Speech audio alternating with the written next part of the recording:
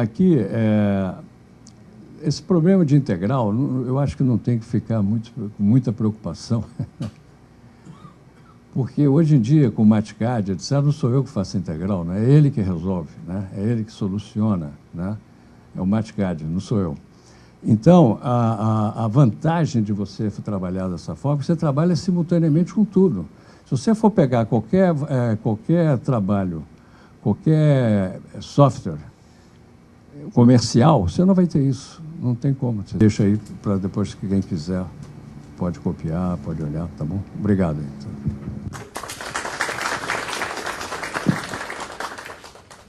Eu queria primeiro agradecer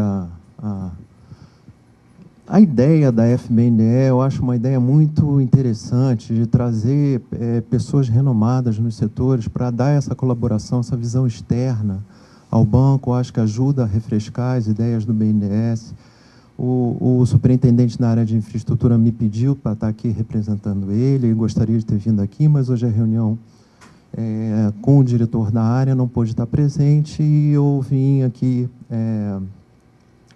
representá-lo, mas trazer essa informação que para a nossa área isso é importante. É importante estar com o Saul, que participou da elaboração do PNLP, do professor Márcio D'Agosto, lá, com todos os seus estudos de sustentabilidade e do transporte rodoviário, principalmente, na COP, e o professor McDowell, com toda a sua experiência, né, em diversos tipos de projeto, análise de demanda, análise de equilíbrio dos contratos e análise de capacidade.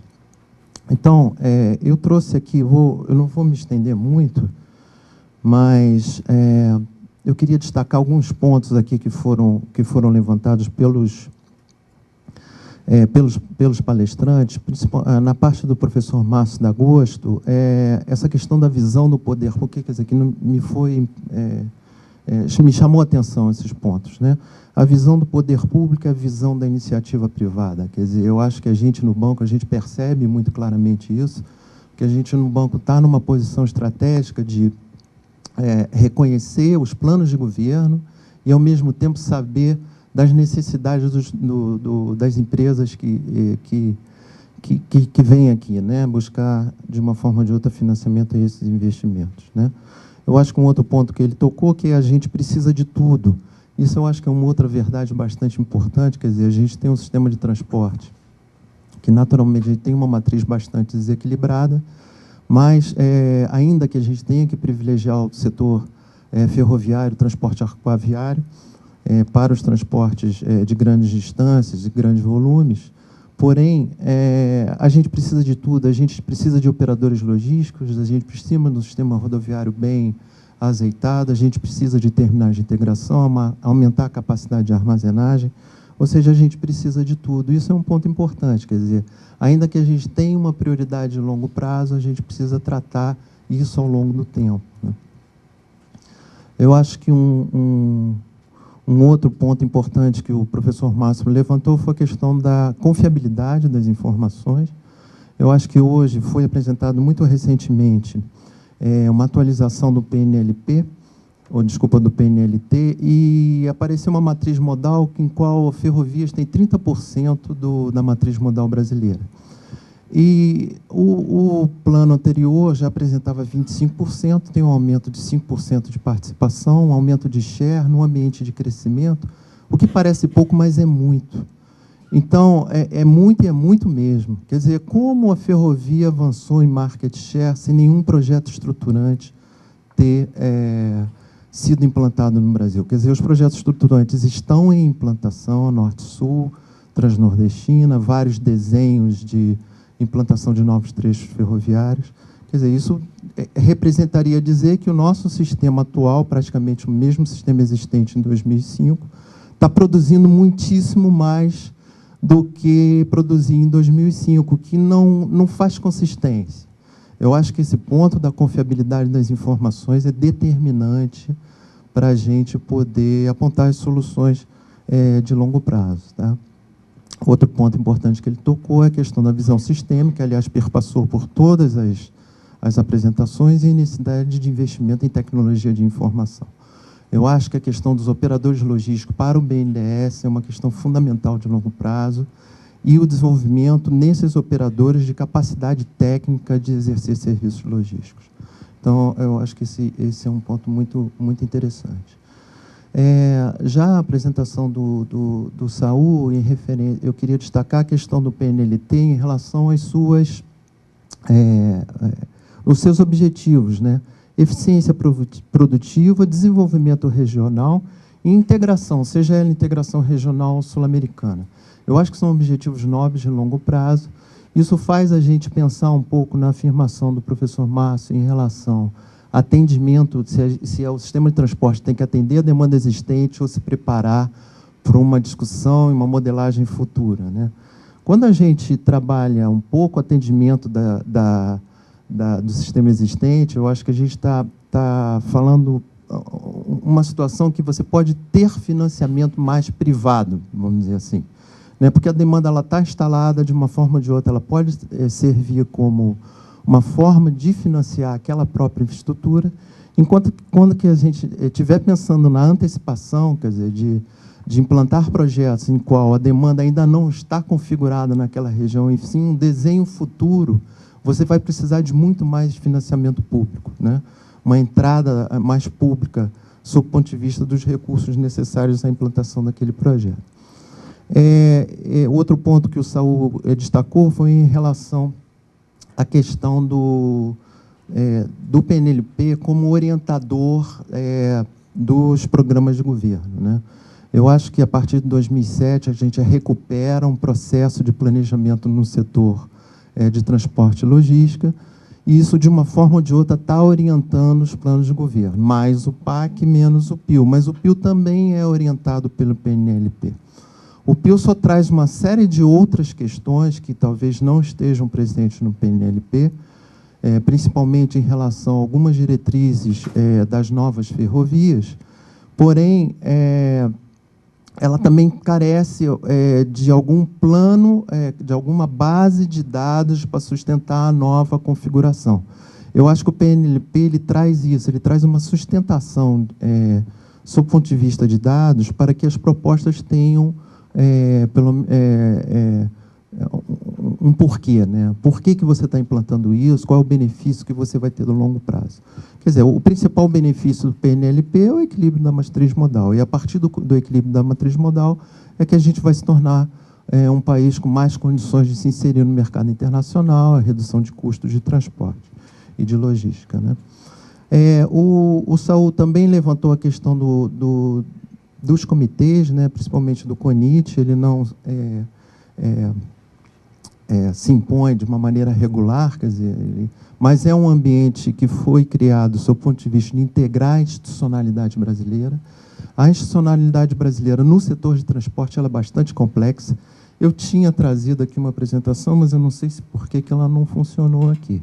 Mas eu ia até um dos pontos que eu ia destacar a esse. Era que a institucionalidade brasileira ela é complexa no ambiente de transporte e logística. Isso, de uma forma ou de outra, ela repercute em como os projetos vão ser implantados e como é que é a discussão com a sociedade a respeito da implantação desses projetos. E também repercute no tempo de implantação deles, quer dizer, que é um ponto muito destacado pelo Saul. Quer dizer, a gente vai ter agora, no ambiente portuário, uma Comissão Nacional de Portos, ela tem um objetivo de integração.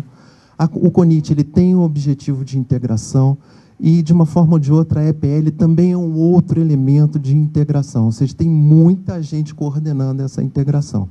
Então, quer dizer, a gente tem que ver como, na prática, o ambiente institucional funciona de uma maneira eficiente. Acho que é um ponto relevante que o Saul colocou. Acaba, de uma forma ou de outra, por impactar numa extensão dos prazos de implantação, né? Ele também destacou um ponto bastante relevante com relação ao Plano Nacional de Logística, a necessidade de atualização do plano. Quer dizer, um plano ele não é um plano em si, ele é um plano dinâmico, que ele precisa ter atualizações sistemáticas. E, quer dizer, essa atualização atual do PNLT, no qual a gente fica em dúvida em relação à qualidade da informação da matriz modal e ela não trata a questão de custos, ou seja, de uma forma ou de outra, os 428 bilhões que estavam previstos no PNLT de 2007 são os mesmos 428 bilhões para resolver o equilíbrio da matriz modal até 2031, então é uma nova pergunta que a gente coloca. Quer dizer, eu acho que essa questão de custo também não foi, de uma forma ou de outra, tratada nessa atualização do plano, o que acaba colocando o próprio plano em interrogação. Quer dizer, toda a sociedade está vendo isso, né? Então, eu acho que esses são pontos, eu acho que importantes. Quer dizer, o Saul falou, pô, isso é um subsídio às decisões governamentais. A gente precisa ter planos governamentais estruturados com base, né, base de dados, de forma que isso realmente possa orientar projetos e que eles possam ser implantados de forma tempestiva, né? Com relação à palestra do professor Fernando McDowell, eu queria destacar principalmente a questão da análise sistêmica. Eu acho que essa questão que é muito cara ao BNDES, né? O BNDES é ensejado, quer dizer, ele é característica do BNDES fazer a análise sistêmica dos projetos. Então, essa questão da análise econômica, social, ambiental, urbanística, técnica e financeira é o nosso trabalho do dia a dia. E é muito importante que os projetos nasçam e as soluções nasçam com a mesma configuração sistêmica. Eu acho que isso é um ponto bastante relevante. Eu acho que isso é o que pode efetivamente reduzir o risco de implantação dos projetos no longo prazo, né? Outra questão que foi apresentada é a questão da velocidade dos sistemas logísticos, né? Era um ponto que eu também queria tratar aqui. Eu acho que em ferrovias, por exemplo, um dos desafios nossos é aumentar a velocidade do sistema.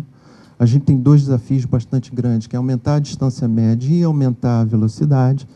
Quer dizer, a gente tem uma série de restrições no ambiente de transportes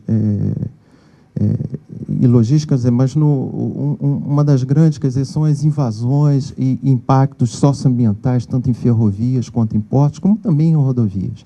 Quer dizer, a nossa infraestrutura ela sofre carência de produtividade em função da redução de velocidade por uma série de invasões, uma série de interfaces com regiões urbanas. Então, isso causa problema nas cidades, isso causa problema no interior, né? De uma forma ou de outra, os sistemas são menos produtivos por terem que reduzir a velocidade. Então, eu acho que esse é um ponto que o professor McDowell colocou. Quer dizer, isso gera uma necessidade de estoque bastante grande. A gente usa no Brasil uma solução de estoque em equipamento. Os equipamentos são estoque em função de falta, deficiência de infraestrutura de estoque. Então, isso acaba ocasionando aumento de custos, né? E, de uma forma ou de outra, eu acho que um ponto que o professor McDowell também traz para a gente, que esse custo adicional e essa redução de velocidade acaba impactando em aumento de investimento, ou seja, não é uma questão só operacional, ela vai bater no investimento em infraestrutura.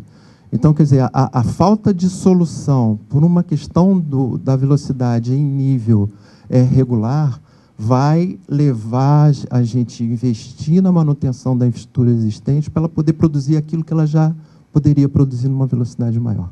Eu acho que é um ponto bastante relevante que ele está trazendo. Eu acho que serve também para a gente tecer as nossas considerações internas. E, Zé Eduardo, eu até tinha trazido aqui uma apresentação, mas eu acho que, em função do tempo, acho que é melhor deixar aberto para as pessoas fazerem perguntas, não é isso? Pode falar? Pode falar, eu falo. Deixa eu ver como é que desliga aqui a... Ô, Zé Edu, eu acho só uma coisa assim, só para a gente já... A gente está construindo esse seminário. É importante você falar. É o segundo seminário, como você falou no início, a gente tem que estar aprendendo com o tempo. Eu já vou fazer uma avaliação aqui. Eu quero introduzir algumas considerações críticas. A primeira crítica que eu vou fazer é a forma como a gente está estruturando os seminários. A gente tem que... A ideia nossa inicial era dar mais tempo para discussão na plateia, né, para debater, e a gente está agora com... Se a gente for ficar aqui até 1 hora, tem 10 minutos para discutir. Então, o objetivo nosso era trazer, então acho que a gente tem que rever essa coisa de números de palestrantes e tudo mais. Então, eu queria deixar registrado aí, Jesus, esse comentário, porque aconteceu a mesma coisa outra vez. Da organização, exatamente. Continuando numa linha de avaliação crítica, porque assim, eu acho que a gente, assim, é uma coisa geral, assim, brasileira, né? A gente é sempre muito diplomático, o brasileiro não gosta muito de... é chocante, por exemplo, na Argentina as pessoas falam facilmente não, né? Eu me lembro só para comentar um negócio que eu por exemplo, uma vez eu encontrei conversando com uma dona de uma livraria na Argentina, eu falei sobre a Argentina, ela falou sobre o Brasil. Eu falei bem da Argentina, quando chegou a vez dela falar sobre o Brasil, ela falou que ela não gostou muito do Brasil. Isso não é muito típico do brasileiro, a gente gosta de ser mais diplomático, né? Então, mas a gente tem que tentar fazer isso sem evitar a gente também tratar dos problemas, das questões fundamentais. Então, eu queria, pelo menos do meu ponto de vista, garantir que a gente pelo menos tocasse em algum desses problemas que parecem que são fundamentais. Entendeu? A gente não pode ficar falar de várias coisas técnicas, mas tentar juntar essas coisas e tentar pensar sobre elas. Por exemplo, os dados que o professor Márcio mostrou, que em detalhes são muito interessantes, etc. e tal, mas assim, eles são consistentes com a experiência de todos nós, né, no dia a dia, os problemas que a gente enfrenta no transporte, no transporte urbano, no dia a dia. Ele é consistente também com as protestos que estão tendo atualmente no Brasil, né, sobre esse problema do transporte urbano. E é consistente com o meu livro da 8ª série, que eu estudei, um livro do Mellin Adams, que falava que um dos maiores problemas do Brasil era a matriz logística. Nossa infraestrutura na época, isso aí foi no final dos anos 80, se falava que a nossa matriz energética era muito boa, mas a matriz logística era muito ruim, e tinha exatamente esse problema, concentração no modal rodoviário, pouca ferrovia, pouca hidrovia, não sei o quê. Então isso aí são 20 anos que esse diagnóstico, eu vou assumir que está feito, porque eu tive acesso a essa informação lá com 14 anos. Por que a gente não consegue avançar nisso? Eu não sei se eu vi uma explicação na mesa. O Saul dá uma explicação que eu não acho muito convincente, que todo o problema era falta de planejamento até o PNLT e agora o nosso problema é puramente administrativo e executivo. Resumindo muito o que o Saul falou, ele pode se defender depois, dizer que eu estou distorcendo o que ele disse, mas o que eu entendo é isso. O nosso problema hoje, já que tem o PNLT, a gente resolveu o problema de planejamento e falta o problema, o gargalo burocrático executivo. É isso? Todo o problema é esse? Ou tem alguma outra ferramenta? Quer dizer, por que tão difícil?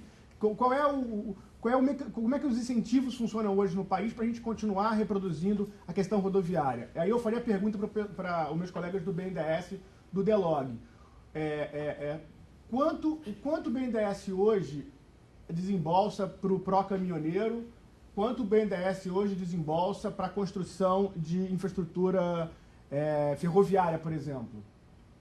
Dentro do desembolso do DELOG, qual a participação que vai para a rodovia, qual a participação que vai para a ferrovia, qual a participação vai para seu transporte aquaviário e tudo mais? Quer dizer, por que esse perfil, se vamos dizer, é o que eu imagino, ele é muito voltado para pró-caminhoneiro, é muito voltado para rodoviário, por que isso acontece dessa forma? Então eu acho que esse tipo de reflexão que a gente tinha que tentar, para tocar nos problemas fundamentais, para a gente conseguir sair daqui com algumas não com respostas, mas com um desenvolvimento de algumas perguntas, a gente tinha que tocar em todos esses problemas. Então, e aí, também, aproveitando, o Márcio, por exemplo, ele falou várias vezes o professor Márcio falou várias vezes que ele é a favor da visão, todo mundo falou da visão sistêmica, mas o professor Márcio o que acha do PNLT, por exemplo? Ele não mencionou o PNLT. O PNLT atende às suas preocupações sistêmicas? Tá? Então, esse é um outro ponto que eu gostaria de tocar. Então, é isso. Obrigado. Eu pergunto se é melhor a gente ouvir uma outra pergunta e vocês já respondem juntando duas, talvez seja mais rápido. O que vocês acham? Não? Pode já responder, né? Bom, com relação à tua colocação, eu acho interessante pelo seguinte. Primeiro que sempre houve planejamento. Então, eu acho que nunca foi um problema grave. Eu acho que a consolidação desse planejamento, no momento que o Brasil passa a ter recurso público, a partir de 2005 disponível, coisa que em ambiente econômico da década de 80, 90, isso não era tão fácil assim. Você estava reestruturando inflação, TJLP em 20%, você tinha dificuldade de pegar financiamento. O problema sempre foi dinheiro, até o início de 2003, 2004. A partir daí, e tinha planejamento. A partir daí, você não tem mais um problema grave de recurso público para investir. Você tinha um processo de desestatização acontecendo que, naturalmente, desmodela e cria nova dinâmica para o setor executivo. Ou seja, você quebra a Refesa, você passa toda a parte ferroviária para a iniciativa privada, você não tem um tipo de operação hoje pública na área ferroviária. A lei dos portos transfere praticamente toda a operação para os portos. Você tem uma diretriz política de desestatização, cujo transporte é um dos focos principais. E não tem recurso. Para fazer o Mercosul, o professor McDowell está aqui, é o Banco Interamericano de Desenvolvimento, que vai botar dinheiro e praticamente vai ser a grande obra do DENIT de 94 até 2002. Então, com relação aos fatos, é que essa política foi mudada. Então, quando você chega no ano de 2007, o PNLT não resolve nenhum problema. Ele começa a congregar numa plataforma única o resgate de tudo que havia sido pensado, busca verificar o futuro com um instrumento de política único, tá certo? Que é democrático, ele tem que ser modificado o tempo todo, ele tem que ter outros planos que venham complementá-lo. Então, acho que não é a solução, ele é a indicação. Só que você encontra um ambiente executivo deficitário. Isso é um fato, isso não é uma questão de que seja o único problema. Isso é um problema. E, para mim, é um problema muito grave, porque se você não consegue executar um orçamento público, esse orçamento público não vai à frente, vai vir uma segunda política de tentativa de fazer o quê? Jogar isso para a iniciativa privada. Então, a maioria desse plano de logística, de investimento em logística atual, a maioria dos projetos citados lá, estavam todos em 2007 como investimento público. A Oeste Baiana não saiu por quê? A Valec não fez. A Norte Sul não chegou embaixo aonde? A Valec não fez. Os tramos hidroviários, que poderiam ter sido feitos há 20 anos atrás, não foram executados. Ora, porque tem problema de investimento, não tem recurso, tem uma política de desestatização, transporte é o principal foco disso, e quando você toma uma diretriz contrária, você encontra um ambiente desestruturado. Então, se isso se estrutura, tendo recurso, você começa a dar um passo melhor, você começa a dar um avanço melhor, porque não é difícil fazer obra. É complexo, mas não é difícil. Agora, não digo, acho que não sei se eu deixei essa impressão de que o PNLT é a solução. Não é a solução. É um instrumento de uma secretaria de política que tem a missão de orientar, dar indicações que não necessariamente precisam ser acatadas, tanto que não há uma paridade plena entre o PAC, por exemplo, e o próprio PNLT. Tá certo? Agora, ele não vê o porto, e ele fala que não vê o porto na operação, por isso tem que se criar um plano portuário operacional, que foi feito agora, com as críticas que queiram ser feitas, não é o caso aqui, ao Plano Nacional de Investimento Portuário, tem que ser feito um Programa Nacional de Investimento Hidroviário para se atacar operacionalmente, junto com as agências hidroviárias e o DENIT, o problema prático de investimento hidroviário, porque não é só botar uma qualificação, investir, botar berço, terminal, fazer sinalização, etc., sem ter como você operar aquilo em termos financeiros. Então, assim, é um conjunto de fatores. Outra que agora é que retomaram o processo de privatização, que nunca deveria ter sido abandonado. Então, esse tipo de elemento a gente pode explorar diversos. No meu ponto de vista, o que se torna crítico ao poder público hoje é conseguir fazer todo esse portfólio de investimento em curto prazo, sem máquina executiva para isso. Então, quer dizer, eu tento destacar entre todas as coisas uma que eu considero que é ponto-chave de discussão. Porque estão pensando em reestruturar o DENIT agora para voltar a ser DNR. Quer dizer, o que isso vai adiantar? Para onde vai o setor hidroviário? Vai para a CEP ou vai voltar para uma secretaria do Ministério? A Valec foi totalmente desmontada. O setor ferroviário do DENIT, se for para a Valec, descaracteriza a Valec, porque ela tem um portfólio de investimento com uma proposta de empresa pública. O DENIT acata projetos ferroviários que não necessariamente são para ser negociáveis, são para ser projetos especificamente apontados para os grandes problemas da malha consolidada, que está na mão da iniciativa privada, que depende da ANTT para fazer um mecanismo de repactuação para poder você investir. Você não consegue fazer investimento público em área privada porque não está no contrato. Então, quer dizer, esse mecanismo institucional, se continuar confuso do jeito que está, ele vai afetar a obra, que é exatamente um dos pontos críticos para que o PAC não ande, para que nenhum tipo de programa ande, não que não ande, mas não ande com a eficiência que nós gostaríamos que andasse. E aí você vai começar a pegar rodovias como a 040, de Belo Horizonte até Brasília, que não tem viabilidade nenhuma, para o cara botar uma taxa interna de retorno de 6%, com investimento em 5 anos de duplicação de 700 quilômetros, não há iniciativa privada nenhuma que aguente isso. Então, quem é que está pensando isso? Quem é que está executando isso? Então, se esse ponto for visto, for reestruturado, e aí entram outros fatores internos, eu acho que a gente dá um passo grande. E vai ajudar a qualquer plano que seja o portuário, seja o ferroviário, seja o hidroviário. Então, não sei se eu deixei mal entendido, o PNLT não é uma solução plena. E não acredito que ele tenha que resolver problemas operacionais. Ele é de grande eixo. Ele é indicativo territorial, né? Equilíbrio. Se você investe tudo no Sudeste, deixa de botar dinheiro no Acre. O Acre não tem viabilidade nenhuma, se você for pensar em termos de retorno. Mas é desenvolvimento e integração. Então, tem outros fatores que o planejamento estratégico está aportando para os setores que estão do lado dele ou abaixo, ou integrado com ele. Então, essa foi a proposta que eu tentei falar aqui, aquela hora. Fiquei até cansado aqui depois que o Saul fez essa apresentação, que eu acho que não dá para fazer nada, né? Porque o negócio é tão... como diz o professor Pinguela da Copa, é um cipoal de problemas, né? Uma coisa que estou ligado. Mas olha só, Arthur, sem dúvida nenhuma, isso tudo que ele falou já demonstra um pouco da dificuldade que você tem de avançar, né? Quer dizer, como é que você alinha todas essas coisas, como que você alinha todas essas frentes, né? Para que todos eles andem na mesma direção. E aí eu acho que o Saul, ele falou, na apresentação dele, eu até anotei aqui, ele falou um negócio que, assim, fazendo um paralelo com o nosso tema de logística aqui, eu acho que é importante. O Saul, em um determinado momento, falou o seguinte: para fazer essas coisas andarem, a gente precisa de uma logística de guerra. Né? E aí, eu vou falar uma coisa para vocês aqui. Você tem logística de guerra, né, que é onde nasceu a logística, você tem a logística empresarial. E você mede desempenho logístico basicamente por dois atributos, né? Custo e nível de serviço. Né? Custo e nível de serviço. Nível de serviço é atender uma necessidade. Né? Pessoal, a gente está falando de logística de guerra. Então, o custo é importante, mas não é o indutor. O indutor é o nível de serviço. A gente tem que mudar a cabeça de que tudo tem que ter retorno para a cabeça de que, se tiver retorno, melhor. Mas a gente precisa fazer.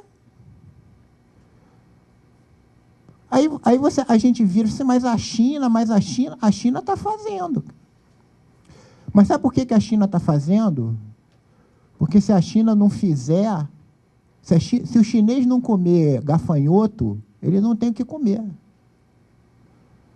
Entendeu? Se ele não comer o que tiver lá para fazer, ele não vai fazer, cara, ele vai acabar. Então, a gente tem que começar a pensar isso aqui também, que a gente... a abordagem virou uma abordagem de logística de guerra, onde, no fundo, o que a gente precisa é manter o nível de serviço. A gente tem que atender, a gente tem que mudar aquela situação que o Arthur já viu lá no livro de história dele, cara. Tem que mudar, a gente tem que dar um jeito de fazer isso. Só a gente. Não vai ser o americano que vai fazer isso para a gente, porque o dia que a gente fizer isso, a soja chega no porto com competitividade maior do que a dele. Então, ele quer que a gente seja ótimo plantador de soja, mas que tenha entrave logístico para chegar no porto, cara. Senão você virou um competidor internacional a nível dele. Então, nós é que temos... O problema é nosso, nós é que temos que olhar o nosso problema. Agora, eu estou falando para vocês, como o Arthur pediu, com sinceridade. O que eu acho? Eu acho isso. E aí, por exemplo, por que o PNLT não atende logística? Porque o PNLT é um bom plano de transporte. Ele não é um plano de logística. Cadê o estoque? Cadê o processamento de pedido? Como é que ele liga a iniciativa privada com o poder público? Né? Aquele montão de caminhão que o professor McDowell mostrou é equivalente a um trem e meio. Não precisava ter aquele montão de caminhão. Um trem e meio resolvia aquilo ali.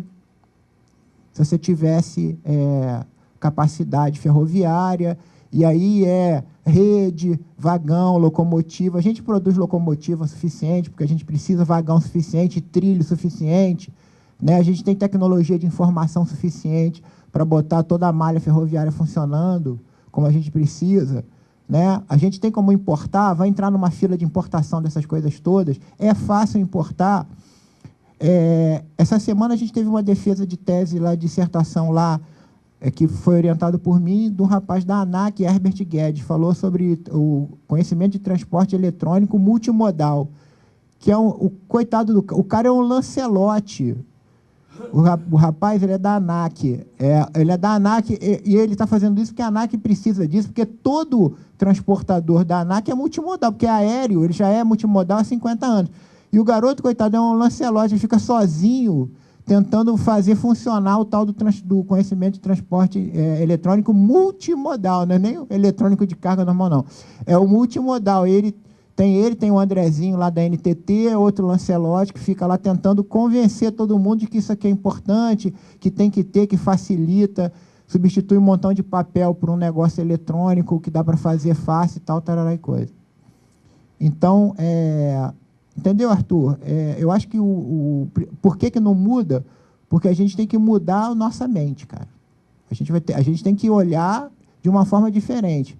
A gente tem que olhar, sabe, reconhecendo que a gente tem um problema sério, que a gente tem que mudar a forma de tratar isso. É logística de guerra, não é logística empresarial, não. Logística empresarial está em outro país, que já resolveu o problema da guerra dele, já está no nível diferente.